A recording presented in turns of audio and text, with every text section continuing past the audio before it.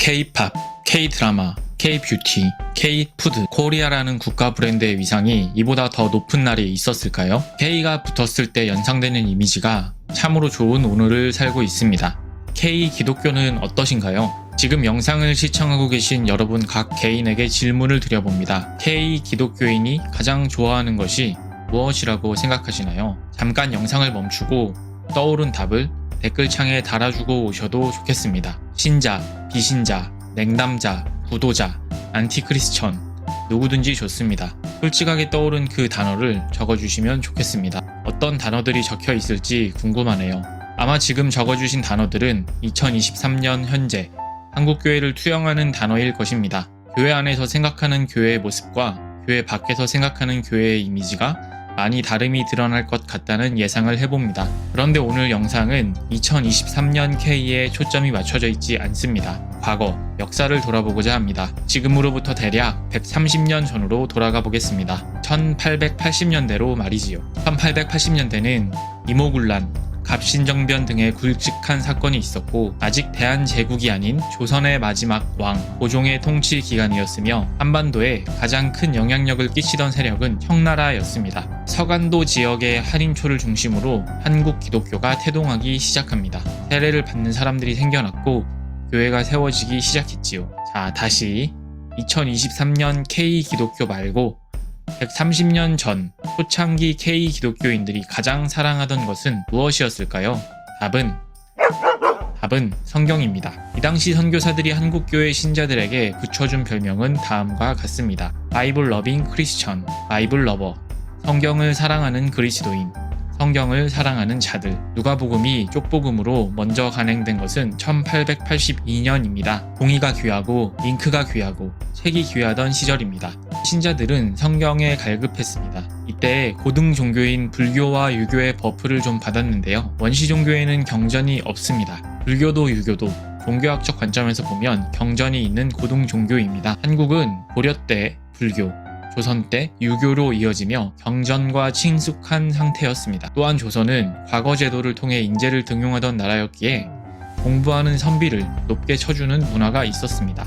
마지막으로 배우고 익히기 쉬운 글자, 한글이 있었고요. 영국 성서공회가 1914년부터 1916년 3년간 반포한 성경 권수만 206만여 권에 달합니다. 이게 얼마나 많은 권수냐면 당시 총 인구가 1700만 명 정도였습니다. 우리 집에도 전화가, 냉장고가, 컴퓨터가 생기길 바라던 시절을 생각해보세요. 그때 당시 책은 그 정도의 가치가 있는 문물이었습니다. 성경이 없을 때는 성경에 목말라 있던 K 기독교인들에게 성경이 생겼습니다. 다음으로 일어난 갈증은 무엇이었을까요? 까만 건 글자요, 하얀 건 종이로니 글을 읽기 위한 학구열이었습니다. 글을 읽게 된다고 2000년 전 고대 근동과 지중해를 기반으로 쓰여진 구약, 신약의 컨텍스트를 이해할 수 있었을까요? 없었습니다. 그래서 사경의 열풍이 일어납니다. 사경의 사는 조사 사자입니다. 조사한다. 무엇을? 성경을. 그래서 사경회입니다. 성경을 공부하고 연구하는 모임, 모일회, 이것을 다 합쳐서 사경회였습니다. 성경을 읽고 이해하려는 사람들의 열망은 대단했습니다. 농업 말고 다른 산업이 전무했던 시절이라 사경회는 주로 겨울에 이루어졌습니다. 자기 먹을 것은 자기가 챙겨가야 했습니다. 평양에서 개최된 사경회 참석을 위해 300리길, 120km를 걸어온 자매들에 대한 기록이 있습니다. 군생활할 때 가장 길게 행군했던 거리가 40km 정도였다는 것을 떠올려 봅니다. 1시간에 5km씩 8시간을 꼬박 걸어야 했으니 120km면 해가 지면 못 걸었을 것을 감안해서 3일 정도 걸었겠네요. 형제들은 어땠을까요? 마찬가지로 평양에서 열린 사경회 참석을 위해 목포 무안 지방에서 참여한 형제들이 있었다고 합니다. 이건 뭐 국토대장정이나 산티아고 순례길이 생각나는 지경입니다.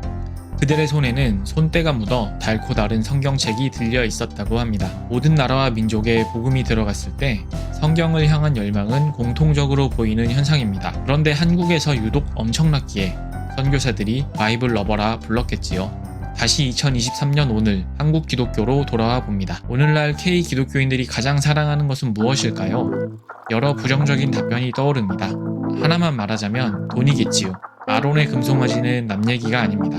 우리가 교회라고 간판 걸려있는 곳에서 하나님이라는 금 신상을 흔들어서 떨어지는 돈을 열망하지 않는다고 누가 말할 수 있을까요? 저라고 예외일까요? 자신 없습니다. 그만큼 우리가 살아가는 세계의 기본 규칙, 자본주의의 힘은 강합니다.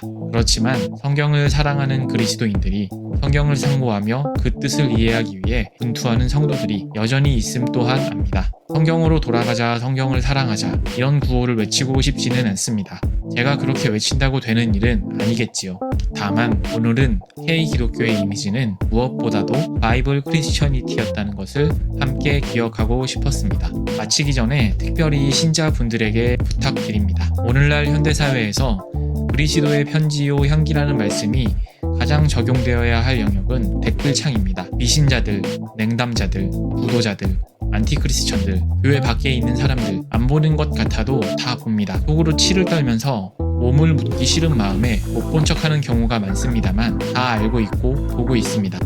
그래도 사용하는 언어와 단어만 기독교적이지 저주와 다름없고 그렇게 싫어하는 이슬람 원리주의자들과 다를 바 없는 댓글을 다시는 분을 제가 말릴 수는 없겠지만 말이지요. 저는 예수의 이름으로 저주를 퍼붓는 사람은 종교 중독자라고 생각하는 편입니다. 동의 안 해주셔도 좋습니다. 영상을 마치겠습니다. 감사합니다.